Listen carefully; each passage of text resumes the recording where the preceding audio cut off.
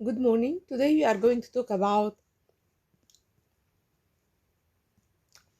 demand for public goods. In this part, we are going to talk about how the demand curve is derived for public goods and private goods, how the efficient quantity is going to be determined in case of public goods, and finally, the free rider problem. Demand for public goods.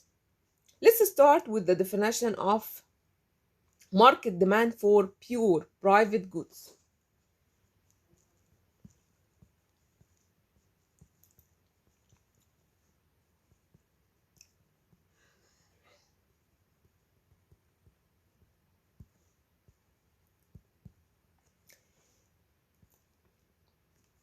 In case of pure private goods, the market demand gives the sum of the quantities demanded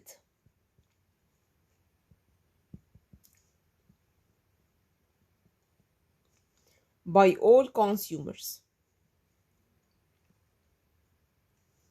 at each possible price level.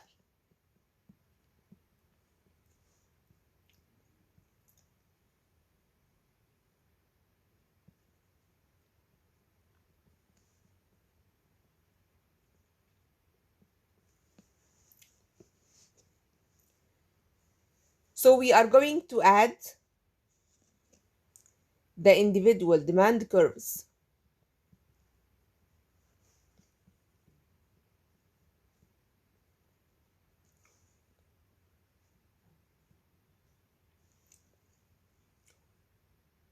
over the horizontal axis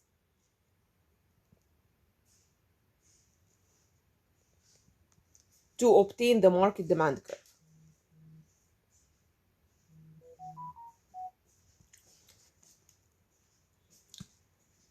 So we can draw this as this is the quantity, loaves of bread, for example, or any product. This is private demand, by the way, and this is the price. Say, for example, that the market consists of three main consumers or three main buyers. So this is the demand for Mr. A, and this is demand for B, and this is demand for C.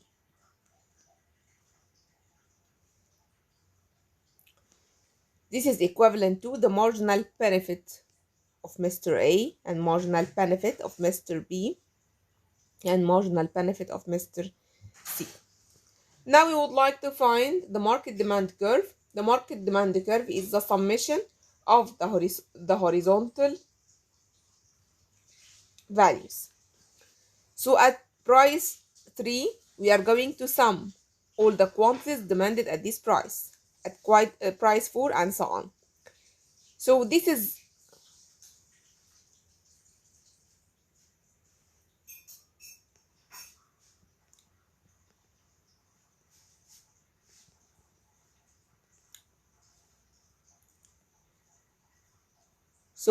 the market demand curve, which is the summation of quantities demanded by each one of them. If you know that the supply curve or the marginal cost curve is at price 3, so this is supply or marginal cost. So point of intersection is point of equilibrium at this market.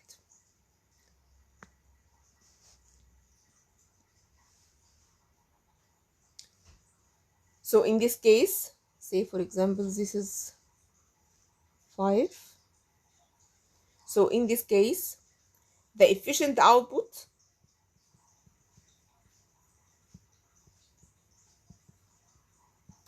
is 5 units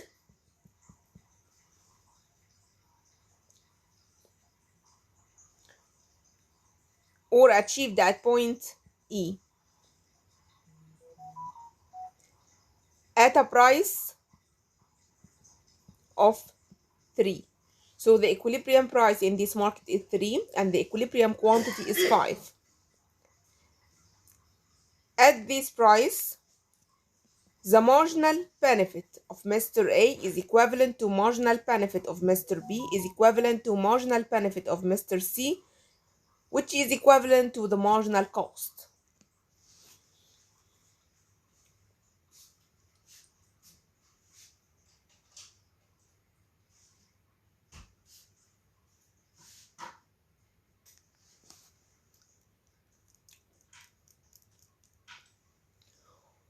What about pure public good? This is the case of pure private. Now we would like to see how to determine the market demand curve for pure public good.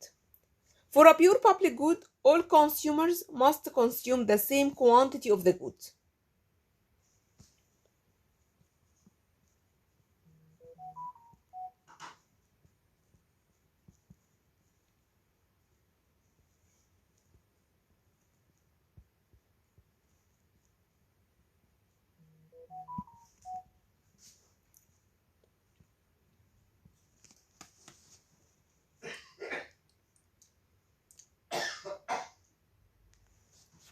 So purchasers of a pure public good would not be able to adjust their consumption. Purchasers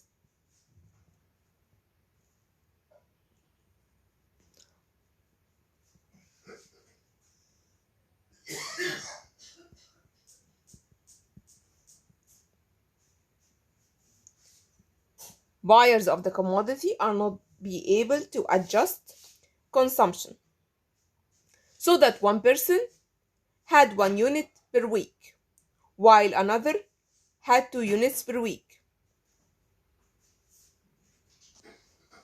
So the quantity is going to be constant and all of them have to consume the same quantity of the commodity. So in this case, in order to get the market demand curve for a pure public good,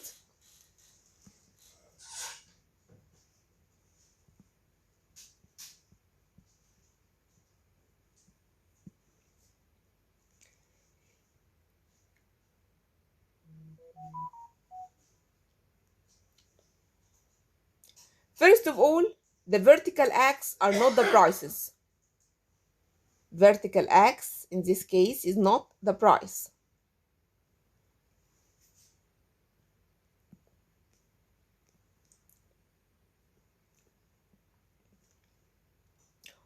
But it is the maximum amount the people would pay per unit of the pure public good as a function of the amount of the good actually available.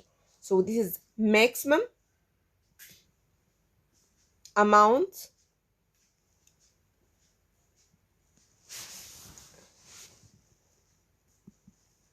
that people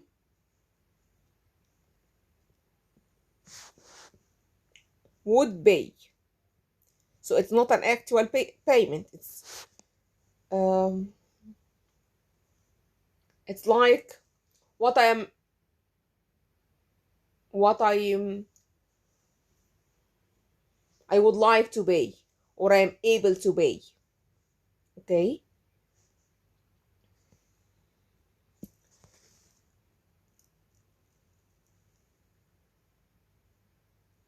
So in this case, the demand curve is a vertical summation, not a horizontal one. So we can drive demand curve as this is the quantity, but here this is marginal benefit.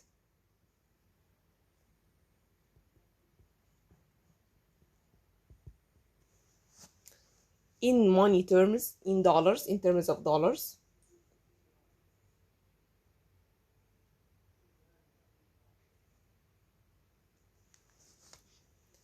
So this is the demand curve.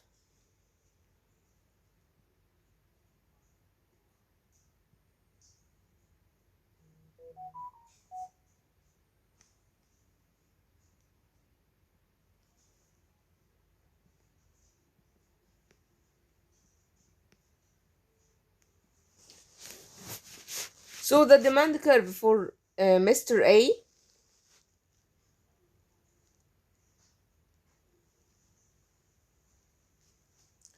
this is demand for A. It's equivalent to marginal benefit of A.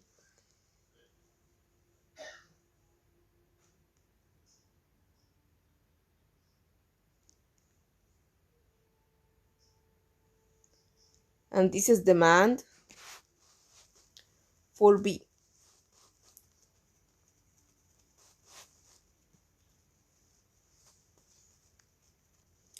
And this is demand for C.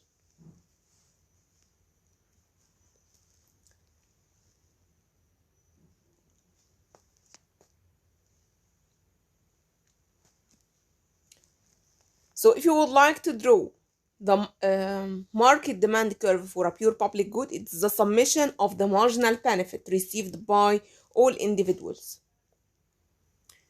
So we are going to add the marginal benefit. So if they are going to consume the first units, Mr. A is going to get 300, Mr. B 250, and Mr. C 200. So the marginal benefit from consuming only one unit for the three consumers together, it will be 750. So we are going to start from 750. For the second unit, it's 250.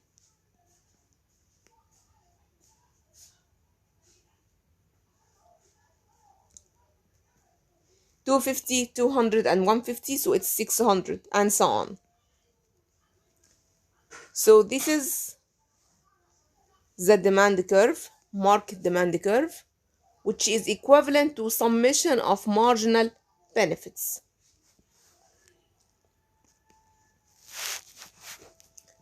So in this case, we are going to add the marginal benefit at each quantity.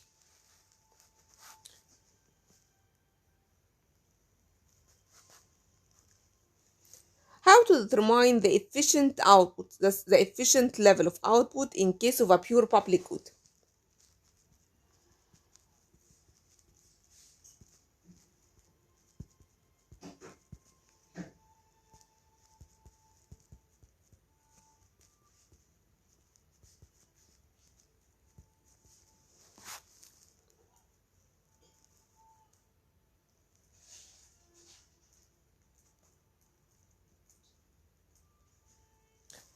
Efficiency requires that economic activities be undertaken up to the point that their marginal social benefit is equated with their marginal social cost. So efficient output will be achieved when marginal social benefit is equivalent to marginal social cost. This principle holds for public goods as well.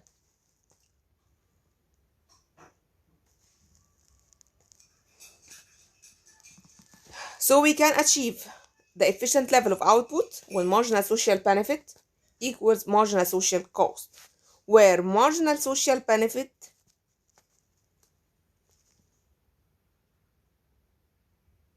is the sum of the individual marginal benefit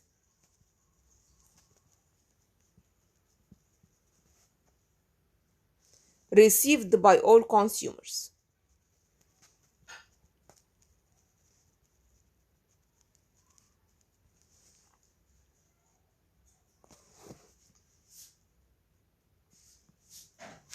So the efficient level of output will be achieved when marginal social benefit, which is summation of marginal benefit for all consumers, equal marginal social cost.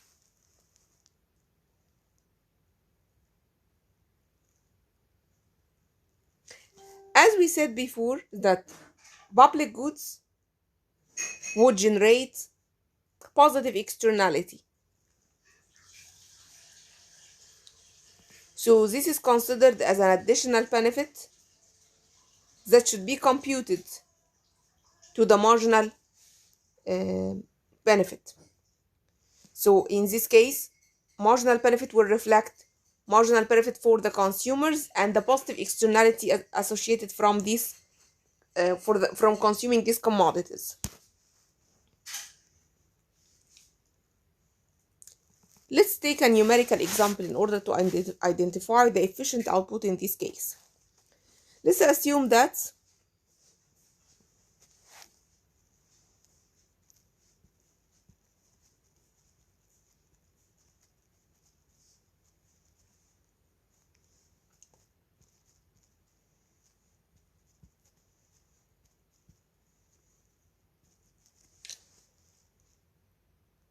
the country consists of three consumers, A, B, and C. They are going to consume 4 different units of a commodity. The marginal benefit received by each one of them will be 300, equivalent to $300 for the first unit, 250, 200, and 150.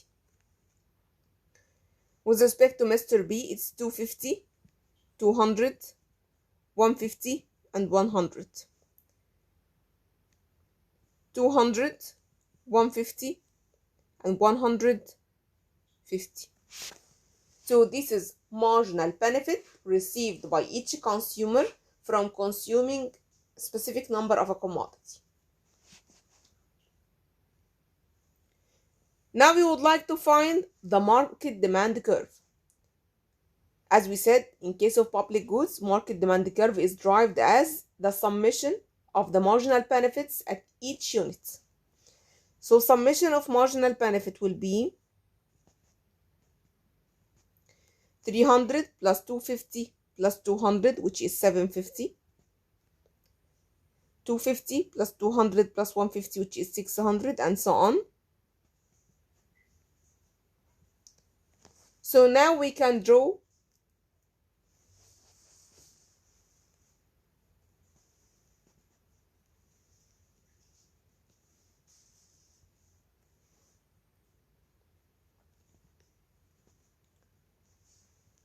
the demand curve, individual demand curves for the public goods in addition to the market demand curve.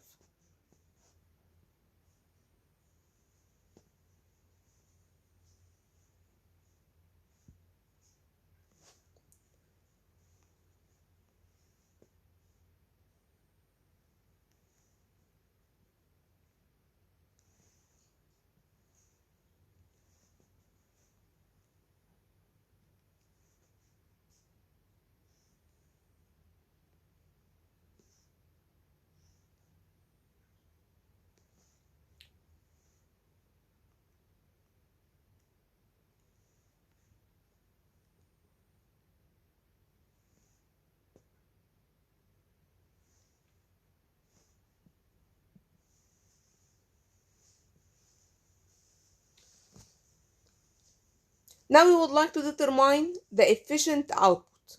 So we have to identify the marginal social cost. If you know that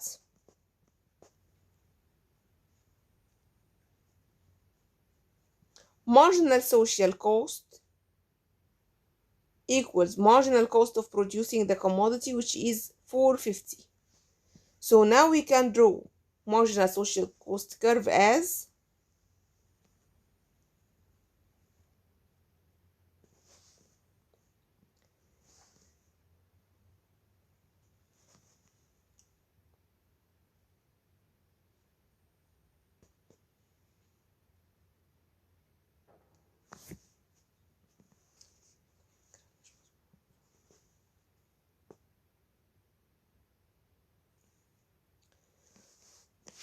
so now we can realize that the equilibrium quantity will be achieved at point E, which is the efficient point, at marginal benefit and marginal cost equivalent to 450 when they are going to consume 3 units. We can note this from the table, as marginal social cost is 450 and marginal benefit for this from consuming 3 units will be 450, and as we said that the condition of efficient product to determine the efficient level of production is when marginal benefits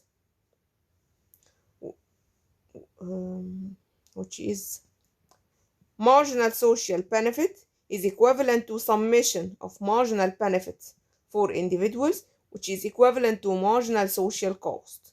So from the figure, this is the summation of marginal benefit for individuals, which is equivalent to marginal social benefit and equivalent to marginal social cost at the same time.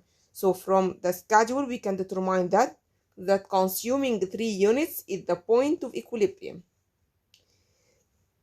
Point E is known as Lendl equilibrium.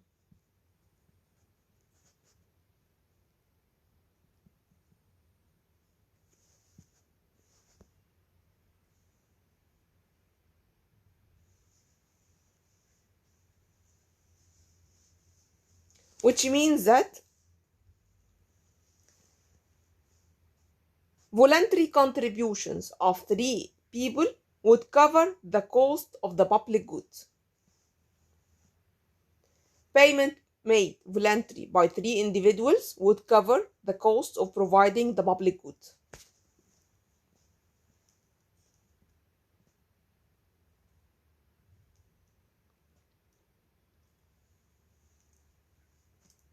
What is the free rider problem?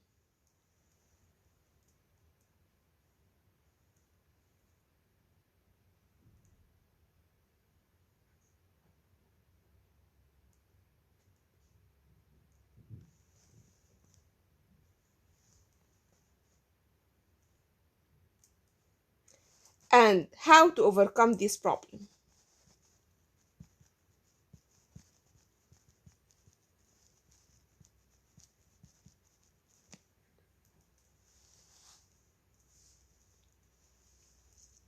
A free rider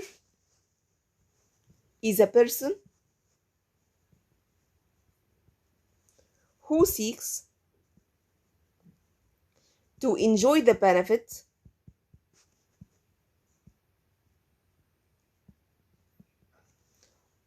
of a public good without contributing, without paying for it.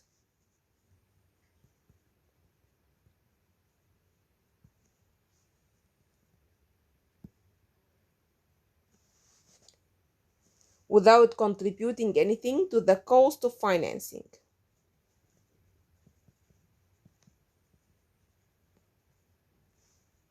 The amount made available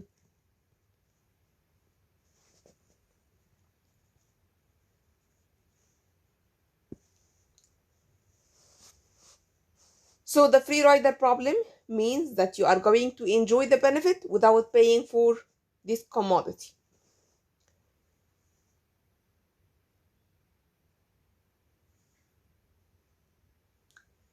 In other words, that free riders would like to enjoy the external benefit financed by others with no cost to themselves.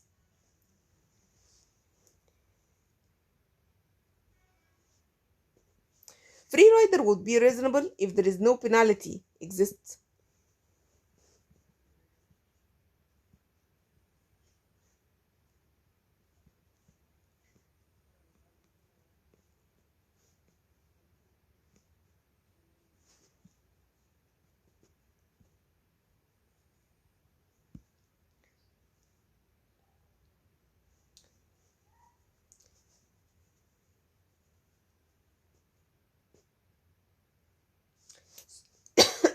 So if there is no punishment for free riders,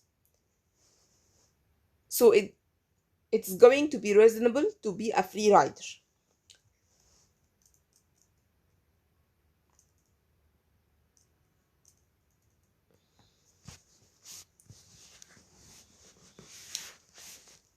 But in order to avoid the problem of free rider, the communities must use a compulsory finance.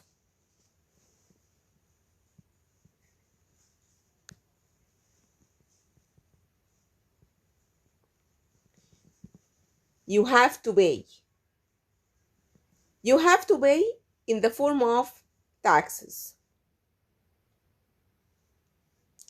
So compulsory finance are payments to help finance the costs of public goods.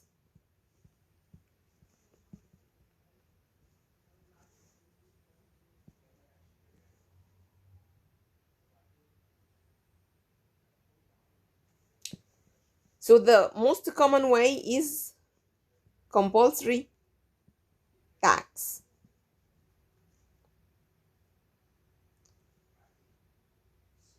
So in order to avoid the free rider problem, we are going to use compulsory tax. We are going to impose taxes on individuals, and the revenue collected from these taxes will be used in order to finance the cost of the public, providing the public goods. This is the end of our lecture today. Thank you and see you next week.